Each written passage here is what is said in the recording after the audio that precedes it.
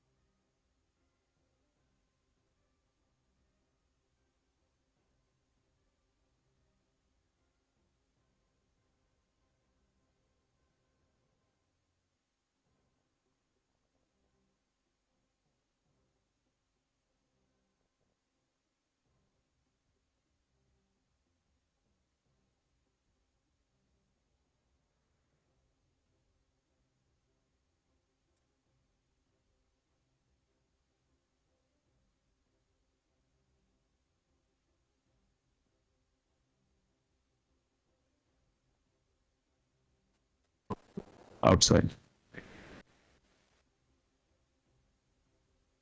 Only no, my lord, what is being shown to your lord? It's the post-mortem report, which is in the Say case that I diary. asked you 4 times, what is there? Why hide this? Yes, I give the, he has case diary, has it, Malad? Post-mortem report is there. I don't know why I'm showing nothing else. Case diary has been handed over to Handed over CBI. to the CBI. The entire case diary, inclusive of. Yeah, inclusive of Ah, this. there. For the safety of leader. She's not a lady.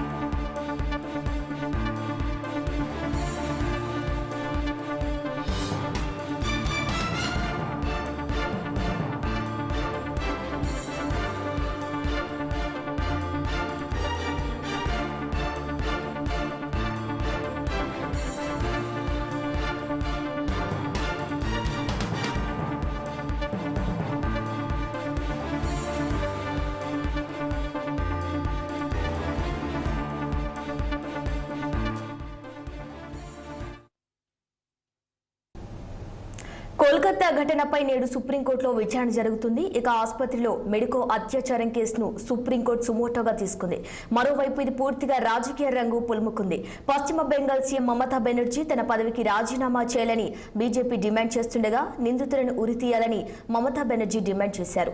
ఈ case విచారణను chief justice DY Chandrachud ధర్మాసనం ఇవాళ విచారణ జరుపుతోంది. ఇక కేసును సుమోటోగా తీసుకోవాలంటూ ఇద్దరు న్యాయవాదులు భారత ప్రధాన న్యాయమూర్తికి లేఖ రాశారు. ఇక ఇదే అంశంపై మరింత సమాచారం మా ప్రతినిధి అశోక్ అందిస్తారు. అశోక్ చెప్పండి. సో దేశవ్యాప్తంగా సంచలనం సృష్టించిన కోల్కతా ట్రైనింగ్ డాక్టర్ అత్యాచారం మర్డర్ కేసు రేప్ కేసు సంబంధించిన కేసు విచారణ ఈ రోజు సుప్రీంకోర్టులో విచారణ జరిగింది. ఏదైతే chief justice Supreme Court D Y Chandrachud తో ఉన్న ధర్మాసనం విచారణ చేపట్టింది. సుమోటోగా తీసుకుని కేసు విచారించింది సుప్రీంకోర్టు.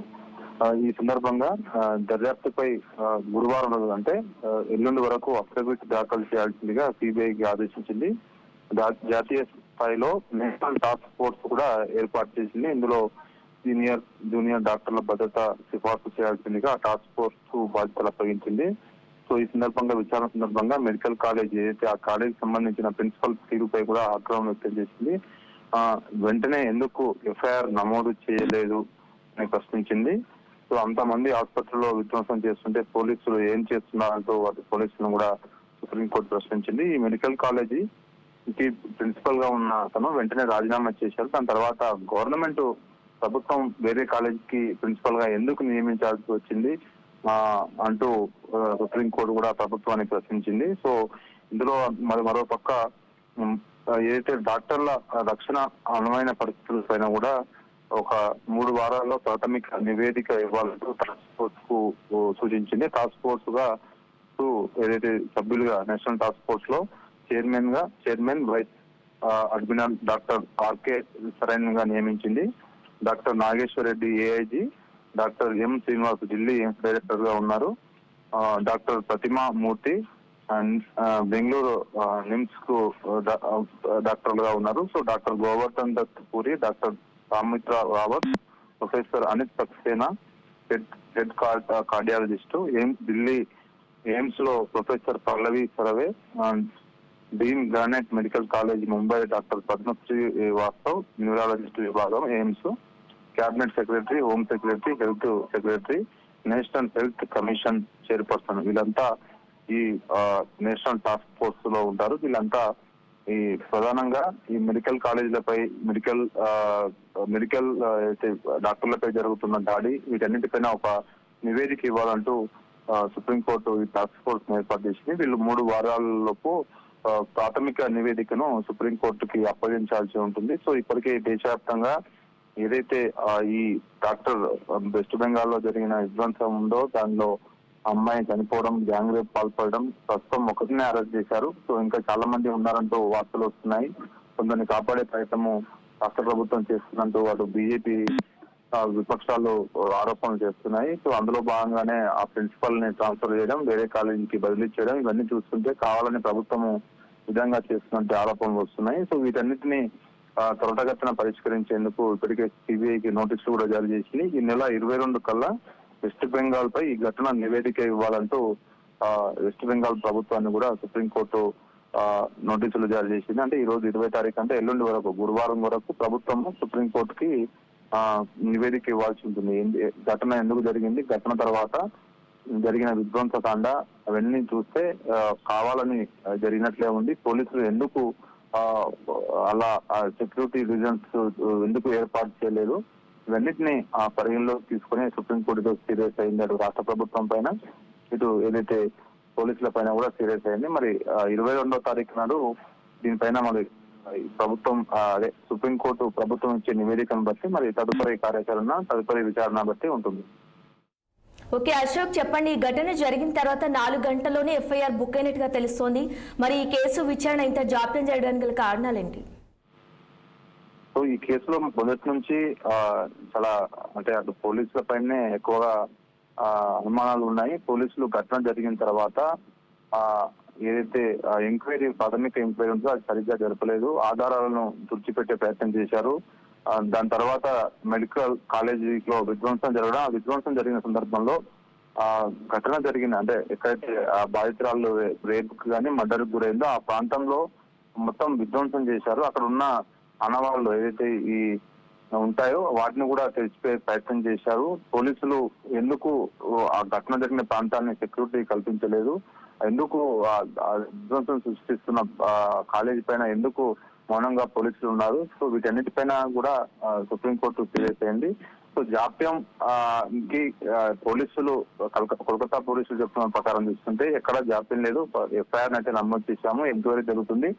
ఒక నిందితుడిని కూడా ఎవరైతే సీసీ ఫుటేజ్ లో దొరికిన ఆధారంగా ఆ కాలేజీలోకి గోడకి ఎంట్రెన్స్ అయ్యారో అతన్ని పట్టుకొని ఎంక్వైరీ చేస్తున్నాం. అతనికి ప్రస్తుతం కస్టడీలో ఉన్నారు. నిన్న కోల్కతా హైకోర్టు కూడా అతన్ని టెస్ట్ చేయించేందుకు ఏదైతే ఆయన మానసిక పరిస్థితి లైవ్ డిటెక్టర్ అంటే ఆయన చెప్తుంది నిజమా లేదా అనేది మొత్తం చెక్ చేసేందుకు కూడా ఆయనకు హైకోర్టు అనుమతి ఇచ్చింది. కాబట్టి మేము ఎక్కడా జాప్యం చేయలేదంటూ కోల్కతా పోలీసులు చెప్తున్నారు. మరి ఎందుకు విపక్షాలు మాత్రమో అటు బీజేపీ ఇటు కాంగ్రెస్ కానీ వేరే విపక్షాల నేతలు మాత్రము ఇది జాప్యం జరిగింది బాగా ఘటన జరిగిన తర్వాత ఇంకా దీని వెనక ఇంకా కుట్రకోణం ఉండే అవకాశం ఉంది.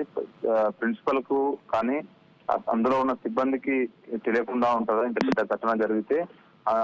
కొంతమందిని కాపాడే ప్రయత్నంలో భాగంగానే అమాయకుడిని ఇరికిచ్చే ప్రయత్నం చేస్తున్నారు అతని అంటూ అటు విపక్షాలు కూడా విమర్శలు చేస్తున్నాయి. మరి దీనిపైన వెస్ట్ బెంగాల్ ప్రభుత్వం అయితే మేము సరైన విధంగానే విచారణ చేపడుతున్నాం, పోలీసులు 4 గంటల్లోనే ఎఫ్ఐఆర్ నమోదు చేశారు అని అటు హైకోర్టు కూడా చెప్పింది. సో మరి సుప్రీంకోర్టులో ఇప్పుడు కేసు ఉంది కాబట్టి సుప్రీంకోర్టుకి ఏ విధంగా వీళ్ళు రిప్లై ఇస్తారు రాష్ట్ర ప్రభుత్వం అటు పోలీసులు మనం వేచి చూడాల్సిన అవసరం. ప్రిన్సిపల్ హస్తం ఎంతవరకు ఉండొచ్చు అంటారు? ఓకే, రైట్ అశోక్, ఈ ఘటనలో ప్రిన్సిపల్ హస్తం ఎంతవరకు ఉండొచ్చు అంటారు?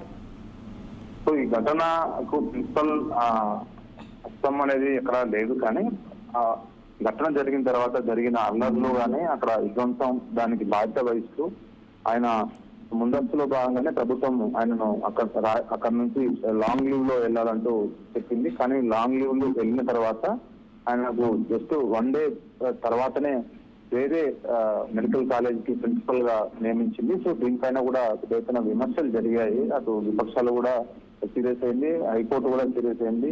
ఎందుకు అంత తొందరగా ఒక కాలేజీలో ఒక దేశవ్యాప్తంగా సంచలనం సృష్టించిన ఒక రేపు మర్డర్ జరిగిన తర్వాత ఆ బాధ్యత తీసుకుని ఆయన లాంగ్ లీవ్కి వెళ్లాల్సిన పరిస్థితి ఉన్నప్పుడు మరి వేరే కాలేజీకి ఎందుకు నియమించాల్సి వచ్చింది ప్రిన్సిపల్ గా అంటూ హైకోర్టు కూడా ప్రశ్నించింది. ఈరోజు సుప్రీంకోర్టు కూడా అదే ప్రశ్నించింది. కాబట్టి ఆయన బాధ్యత అంటే ప్రిన్సిపల్ గా ఉన్నారు కాబట్టి ఆ కాలేజ్ సంబంధించిన అడ్మినిస్ట్రేషన్ వ్యవహారాలు మొత్తం ఆయన ఆధ్వర్యంలో ఉంటాయి, ఆయన పరిధిలో ఉంటాయి. కాబట్టి ఖచ్చితంగా ఆయన బాధ్యత వహించాల్సి ఉంటుంది.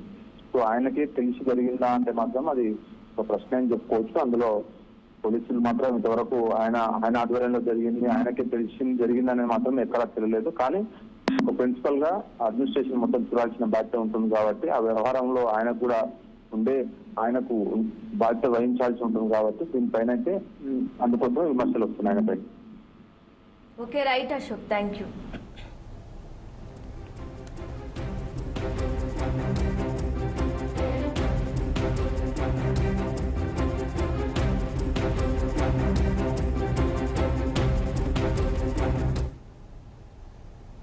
జూబ్లీ హిల్స్ లో ముఖ్యమంత్రి రేవంత్ రెడ్డిని